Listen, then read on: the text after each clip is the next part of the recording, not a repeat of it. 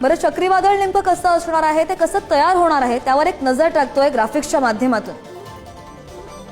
पूर्व मध्य अरबी समुद्रामध्ये कमी दाबाचं क्षेत्र निर्माण झालेलं आहे। शक्ती चक्रीवादळाचा धोका कसा संभवू शकतो आपण पाहतोय।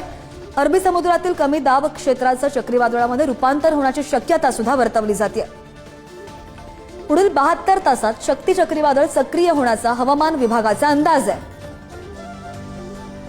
पश्चिम किनारपट्टीवर धडकणाऱ्या चक्रीवादळाला शक्ती असं नाव देण्यात आलंय। शक्ती चक्रीवादळाचा कोकणासह मुंबई आणि ठाण्याला फटका बसण्याचा अंदाज आहे। कोकण किनारपट्टीवर ताशी 60 किलोमीटर वेगानं वारे वाहण्याचा सुद्धा अंदाज वर्तवला गेलाय।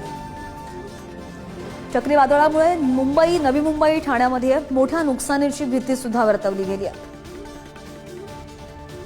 चक्रीवादळासह अतिमुसळधार पाऊस आणि समुद्राला उधाण येण्याचा अंदाज सुद्धा आहे। चक्रीवादळाच्या पार्श्वभूमीवर रायगड, रत्नागिरी जिल्ह्याला रेड अलर्ट जारी करण्यात आला आहे। रत्नागिरी, रायगड, सिंधुदुर्ग आणि गोवा या किनारपट्ट्यांवर सतर्कतेचा इशारा सुद्धा दिला गेलाय।